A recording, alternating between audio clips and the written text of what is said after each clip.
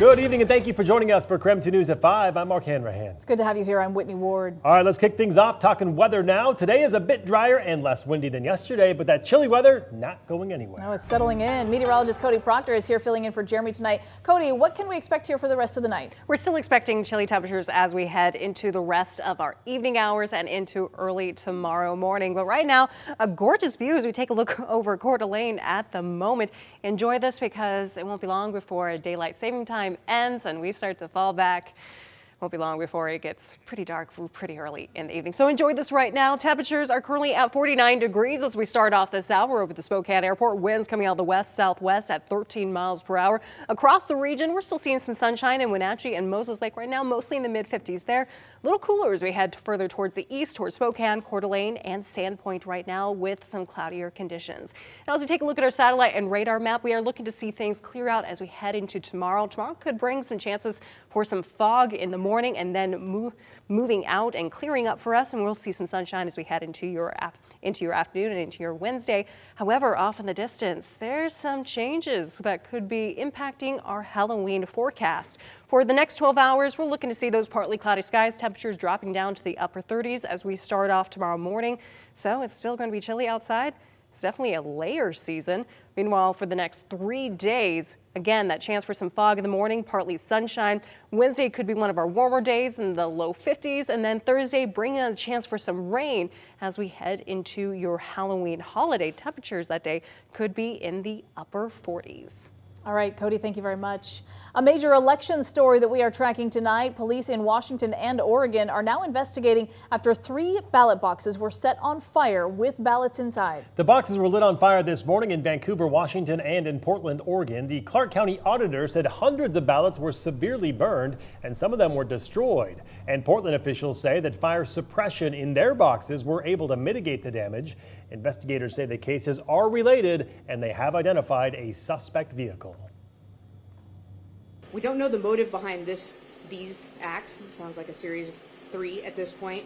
But we do know that acts like this are targeted and they're intentional. And we're concerned about that intentional act trying to affect the election process.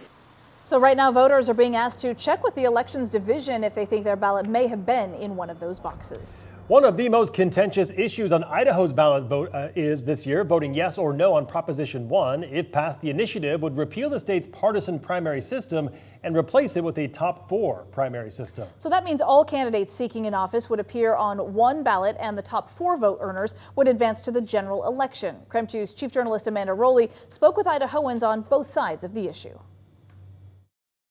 I'm outside the Kootenai County Elections Office where these Idaho voters are taking advantage of early voting right now. And one of the things that they'll have to decide is whether or not to vote yes or no on Idaho's Proposition 1.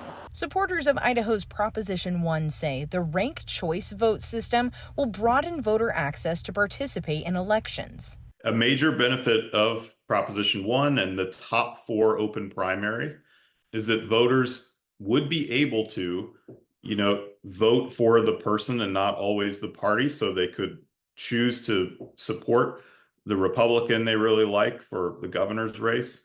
They could choose to support an independent in their local legislature. But those who oppose the initiative believe the current election system should remain in place because it is clear and transparent. Right now, we have a system that is very fair because we have guaranteed ballot access for 4 political parties and independent voters. This completely tosses that notion out. Idahoans for Open Primaries is a political action committee supporting the measure.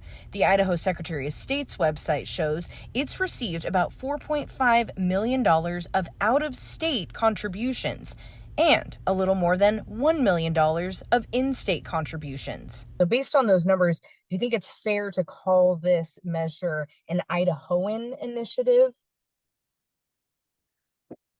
From day one, Proposition 1 has been an Idaho homegrown campaign, and we've raised donations from over 5,000 individual Idaho donors representing all 44 counties in the state. Still, the opposing side says there is too much at stake.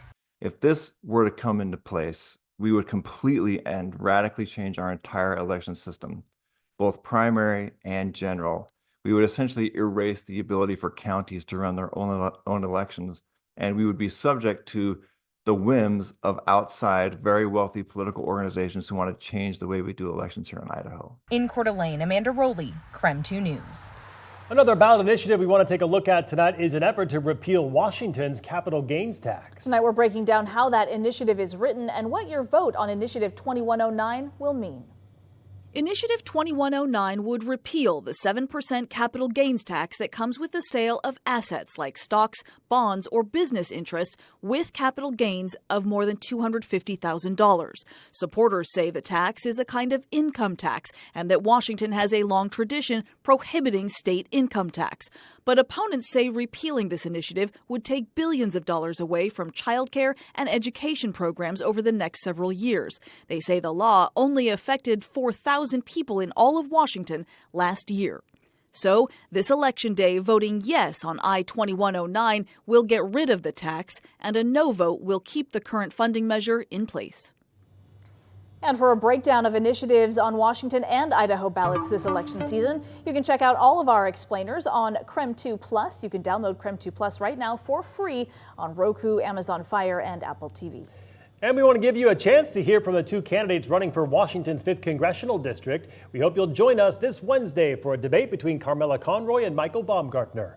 The event starts at 7 o'clock that night. You can watch it on KREM 2, KSKN 22, KREM 2 Plus, and KREM.com. And by now, all Washington voters should have their ballots. Those ballot drop boxes are open across the state. And remember, your ballot must be in one of those drop boxes or postmarked by 8 p.m. on election night, November 5th. Today is also the last day to register to vote online or by mail, but you can still register in person through Election Day. For more information on the general election, just text us the word elections to our number 509-448-2000, and we'll send a link right to your phone with all the information you need to know.